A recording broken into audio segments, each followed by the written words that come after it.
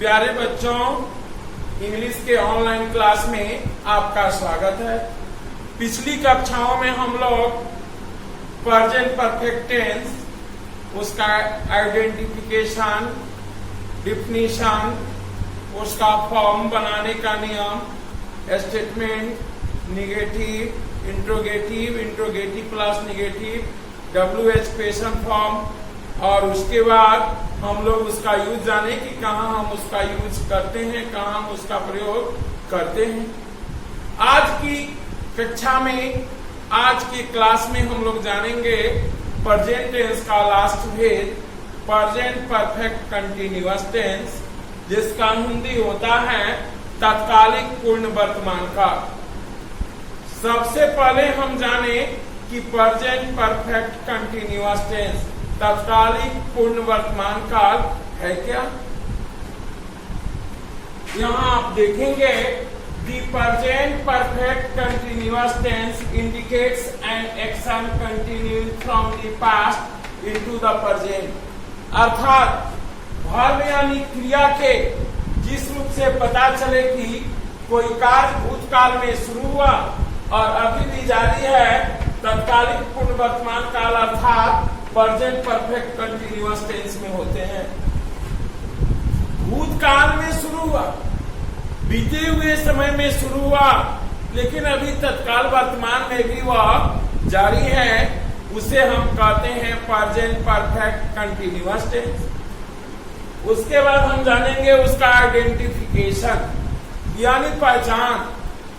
कैसे हम पहचान पाएंगे कि यह वाक्य जो है वह प्रेजेंट परफेक्ट कंटिन्यूअस टेंस का है, तो इसका पहचान देखेंगे।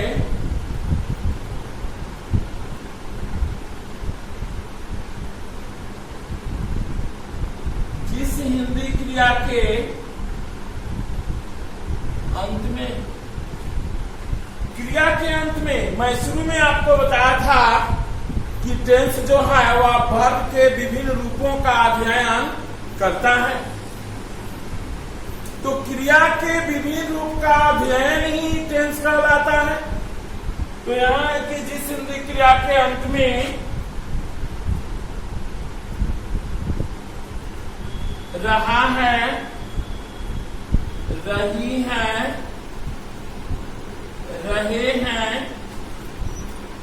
या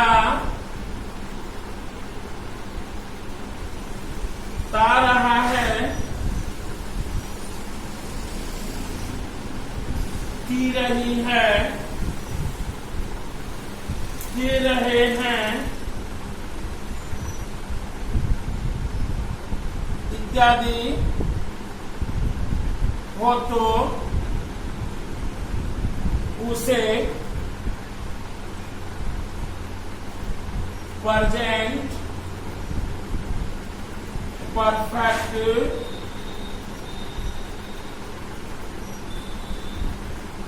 कंटिन्यूअस टेंस कहते हैं।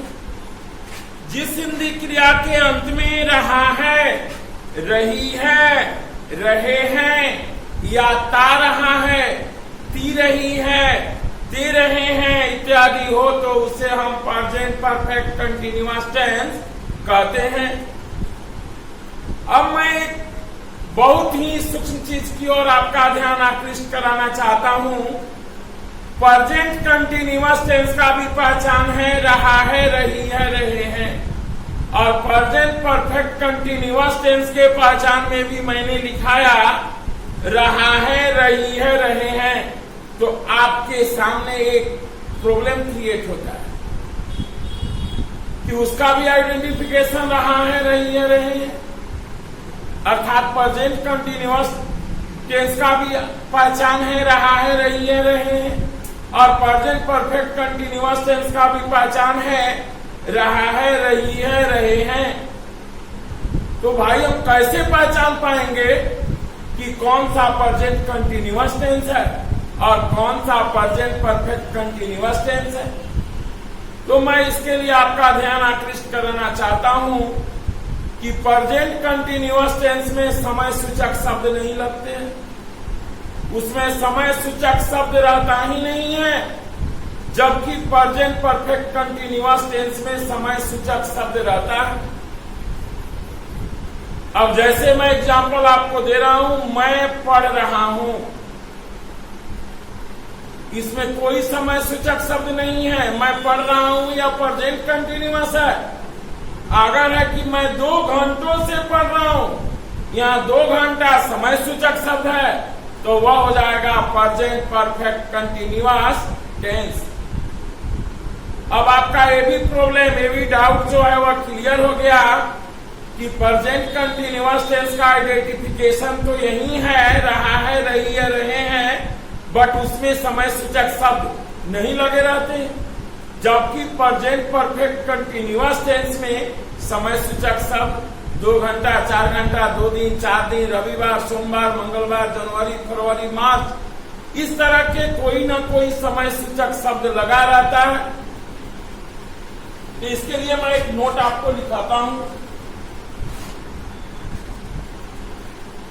एज में हम जैसे एक नोट है, इसमें हम देखेंगे कि इस टेंस के वाक्यों में समय सूचक शब्द लगे रहते हैं। मैं यही अंतर बता रहा था कि प्रेजेंट कंटीन्यूअस में रहा है, रही है, रहे हैं तो रहेगा, लेकिन उसमें समय सूचक शब्द नहीं रहेगा, जबकि इस टेंस यानी प्रेजेंट परफेक्ट कंटीन्यूअस टेंस के वाक्यों में समय सूचक शब्द लगे रहते हैं। एज में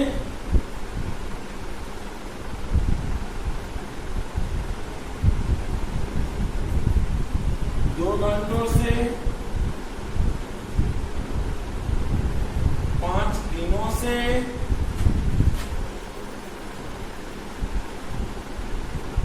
जनवरी से 1999 से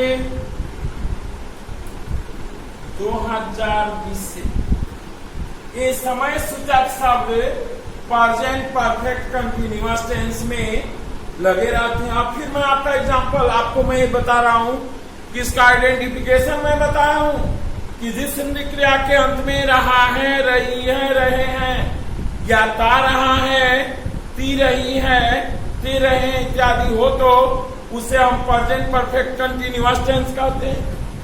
अब देखिए,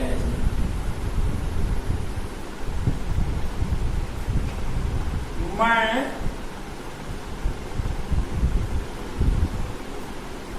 2 घंटों से क्रिकेट खेल रहा हूं, या मैं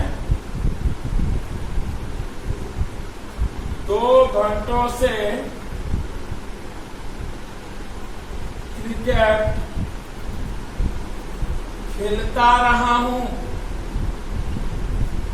अब यहां देखेंगे इसके अंत में है रहा हूं, लेकिन इसमें समय सूचक शब्द है 2 घंटों से, या मैं 2 घंटों से क्रिकेट खेलता रहा हूं, इसके अंत में रहा हूं और इसके अंत में है ता रहा हूं।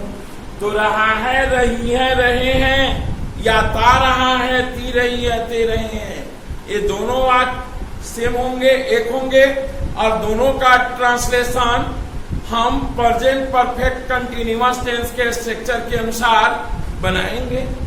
दूसरा उदाहरण देखिए, वह सुबह से टीवी देख रही है, या वह सुबह से टीवी देखती रही है, या ती रही है।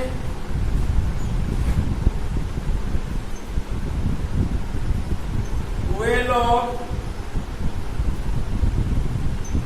बचपन से क्रिकेट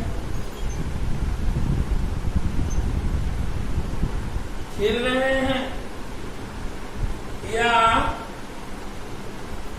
वे लोग बचपन से cricket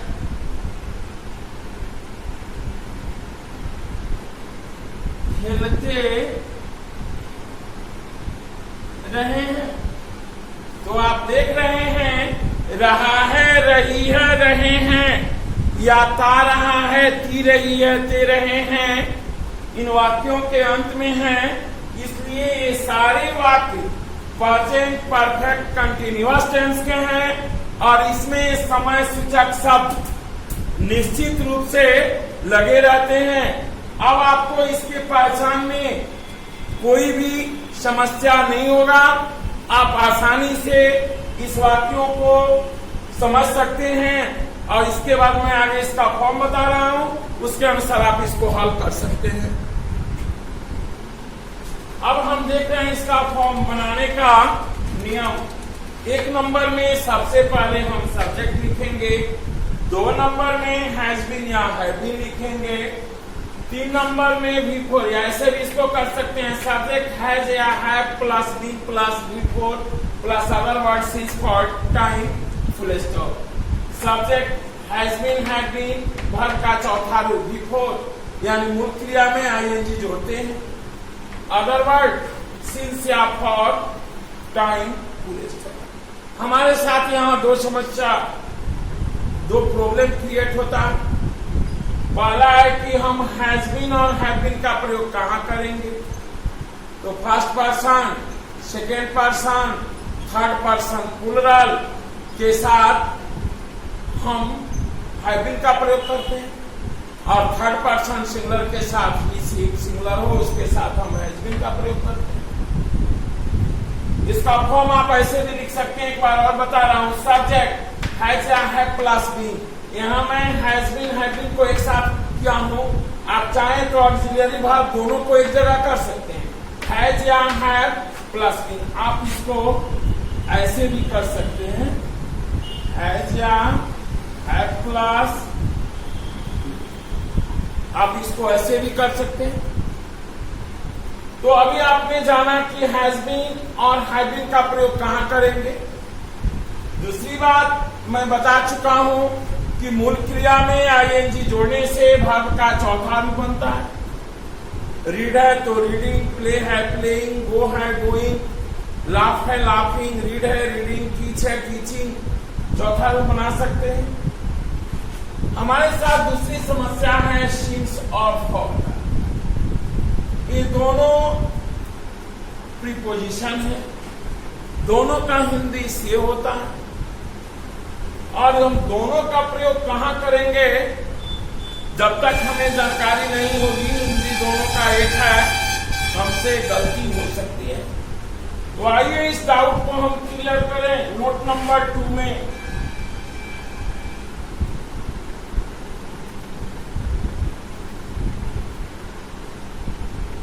note 2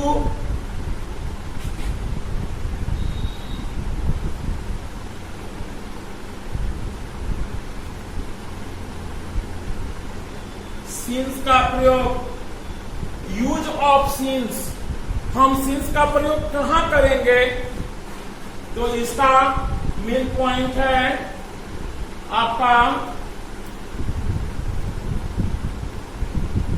point of time, अर्थात निश्चित समय, जो निश्चित समय हो, पॉइंट ऑफ टाइम हो, उसके साथ हम सिंस का प्रयोग करते हैं। पॉइंट ऑफ टाइम के साथ सिंस का प्रयोग किया जाता है। एज देखेंगे आप,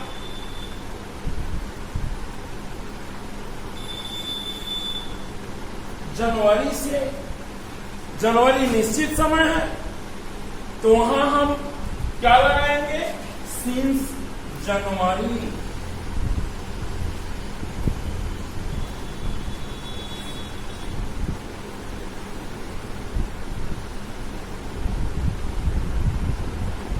रविवार से सिंस संडे,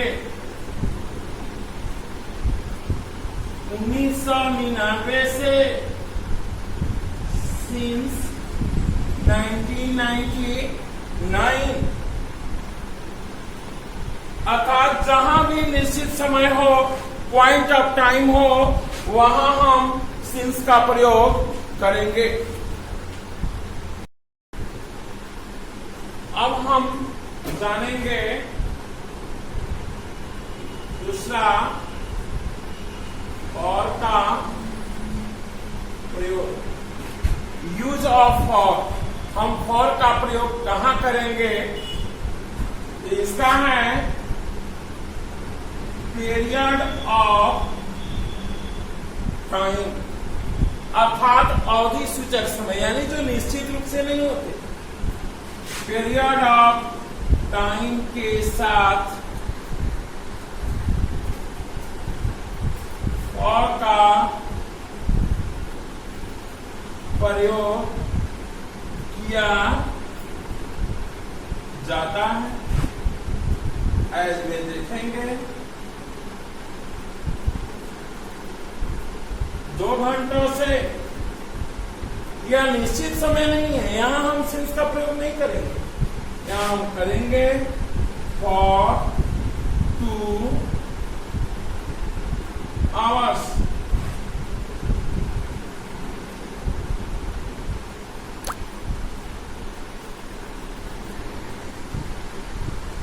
पांच दिनों से फॉर 5 डेज।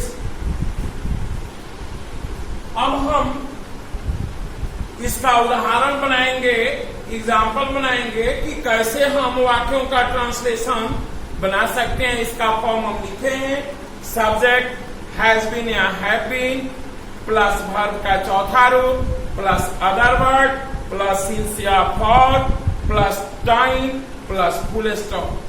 आइए अब हम ट्रांसलेशन बनाते हैं।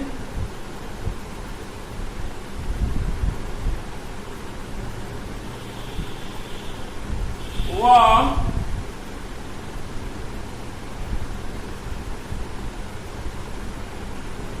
सोमवार से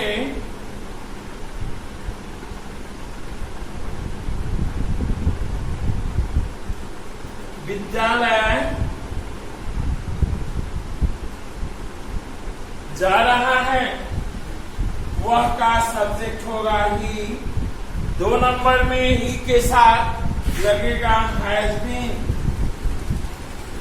वर्ब का चौथा रूप अर्थात जाना का गो होगा, गो का चौथा रूप होगा going. He has been going to school. सोमवार से, सोमवार निश्चित समय है। अब हमारे साथ समस्या है कि सिंस और फॉर में हम किसका प्रयोग करेंगे। तो सोमवार निश्चित समय है, पॉइंट ऑफ टाइम है, तो यहां लगाएंगे सिंस मंडे। दूसरा एग्जांपल देखिए,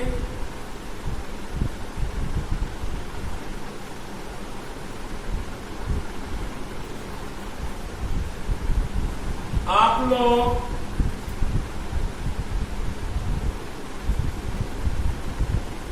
2 घंटों से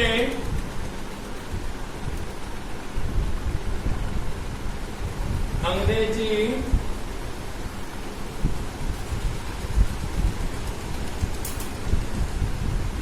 बोल रहे हैं।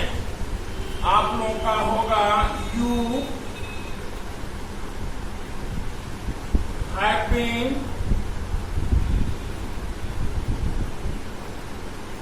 स्पीकिंग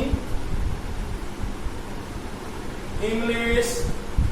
2 घंटा जो निश्चित समय नहीं है, पीरियड ऑफ टाइम है, यहां हम सिंस का प्रयोग नहीं करेंगे, यहां हम फॉर का प्रयोग करेंगे। For 2 hours. इस प्रकार आप अनेकों सेंटेंस का, वाक्य का ट्रांसलेशन इंग्लिश में बना सकते हैं। जैसे धोनी 6 दिनों से छक्का लगा रहा है, सानिया 7 दिनों से टेनिस खेल रही है, हम लोग सुबह से टीवी देख रहे हैं। यानी जो भी बात रहा है, रही है, रहे हैं, या ता रहा है, ती रही है, ते रहे हैं इत्यादि हो तो उसे हम इसी स्ट्रक्चर के आधार पर बनाएंगे। और अब मैं ये भी आपको बता दिया कि रहा है, रही है, रहे हैं, लेकिन उसमें समय सूचक शब्द होना चाहिए। अगर समय सूचक शब्द नहीं है, एक बार और बता दूं, तो वह प्रेजेंट कंटिन्यूअस है, और समय सूचक शब्द है तो वह प्रेजेंट परफेक्ट कंटिन्यूअस टेंस है। इस आधार पर हम बहुत सारे ट्रांसलेशन को बना सकते हैं।